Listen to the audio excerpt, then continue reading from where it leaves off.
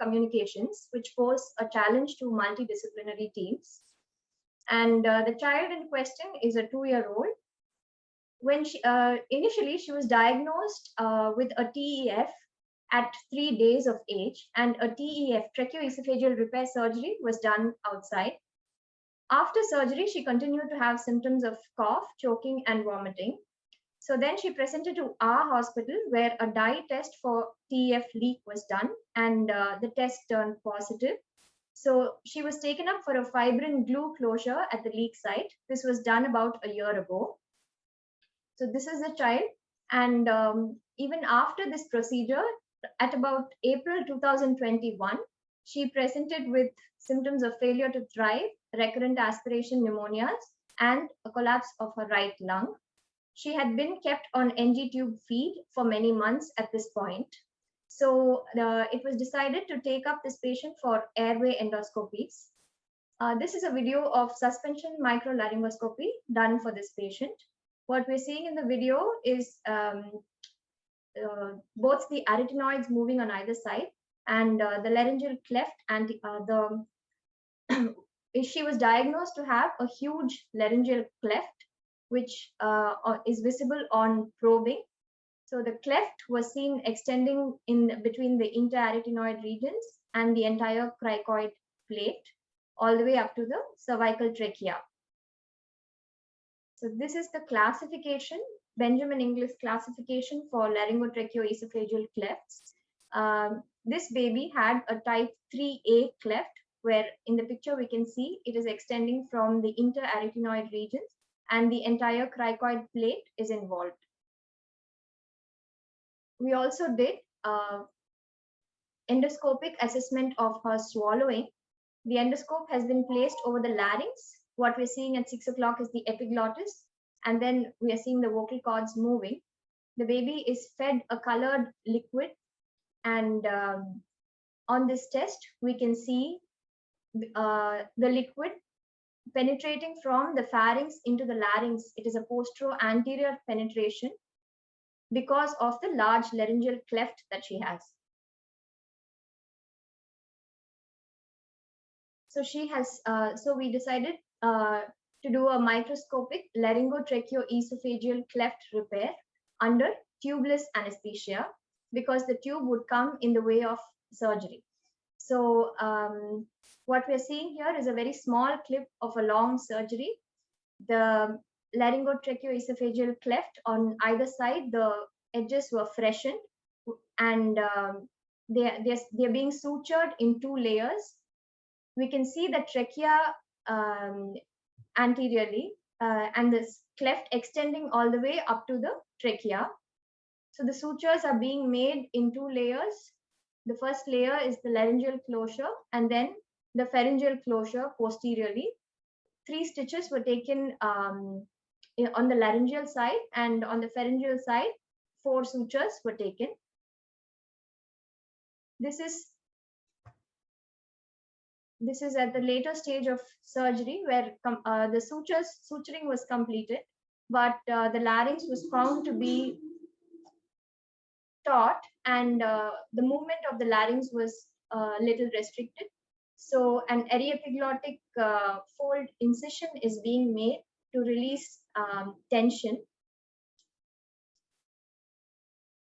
So this is just the larynx moving a little lesser before the cut is being given. So now this is the aryepiglottic fold that is being incised and released a little bit. And after this, we can see the larynx move a little more freely. We can see the vocal cords inside.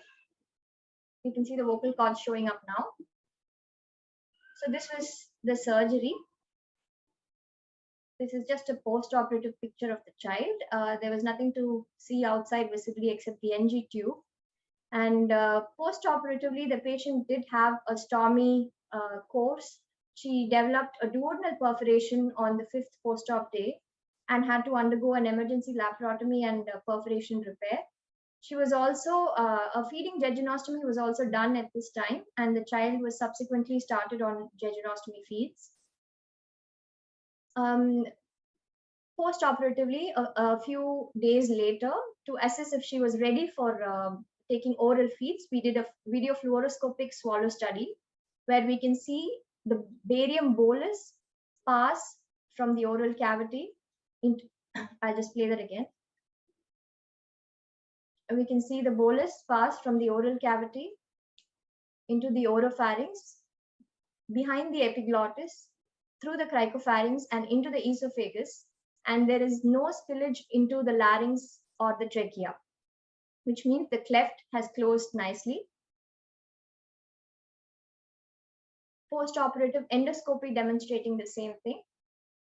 What we're seeing is the posterior aspect of the vocal cords, and now the post-cricoid region. This is the cricopharyngeal opening. We can see a few suture bits jutting out, healing very well. The cleft has been closed completely.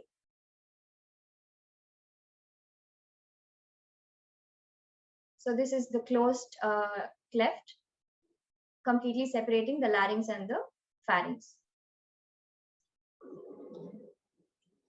Post-operatively, the child was evaluated by a swallow pathologist, and she was found to be ready for oral feeds. Systematically, she was started on a 0.2 ml per feed plan, and within a week, the child was taking up 40 ml of oral feeds. She had behavioral feeding issues as a result of chronic denial of oral feeds, and so she has been put on behavioral therapy for a positive feeding experience. And finally, this is the child right oral foods in all consistencies. She is gaining weight and she does not have any aspirations or recurrent pneumonias.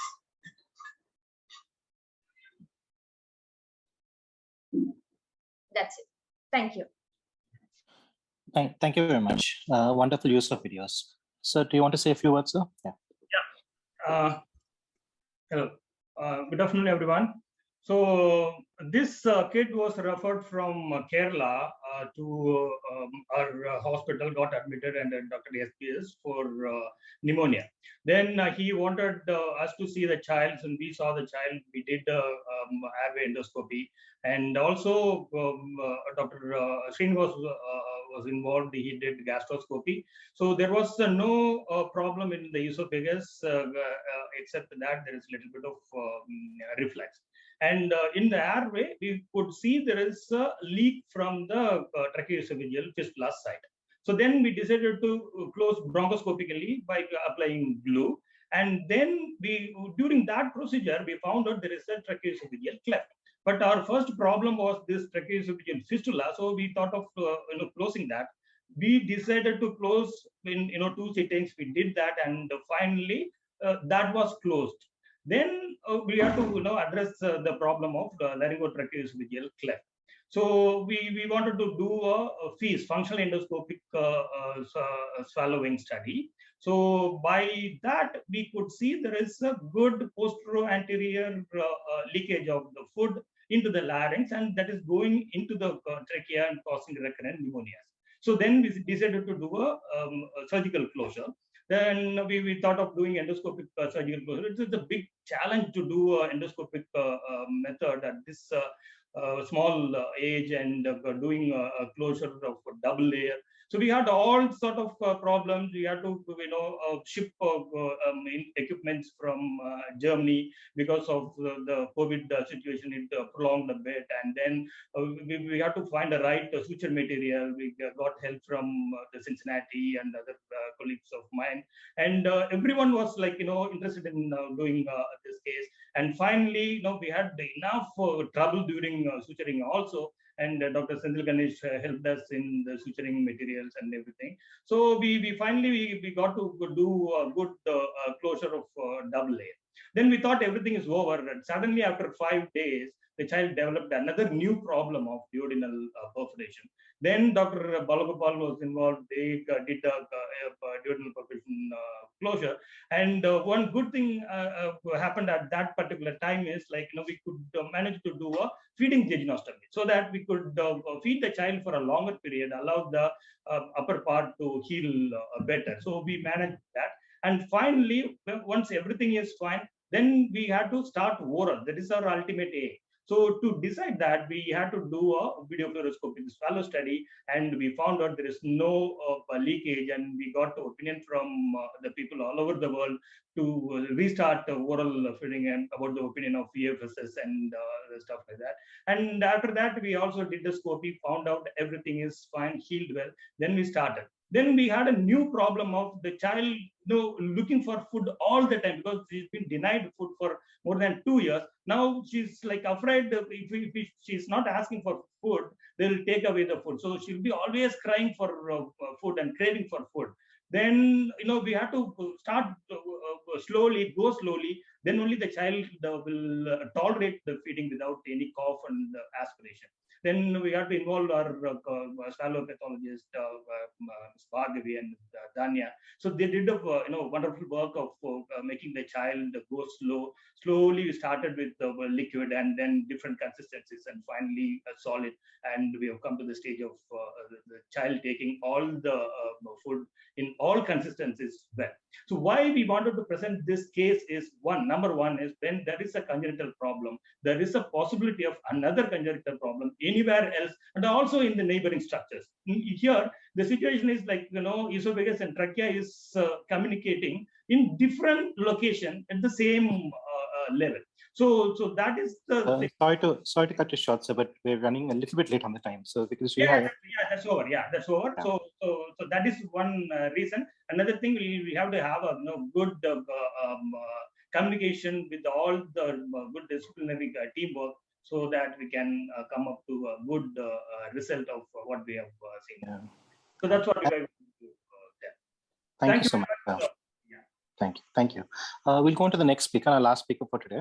From Dr. Gayatri, please, from ICH. Are you ready, ma'am? Dr. Gayatri, are you ready? I think sharing screen will have to stop. No? Yeah, we'll start. Yeah.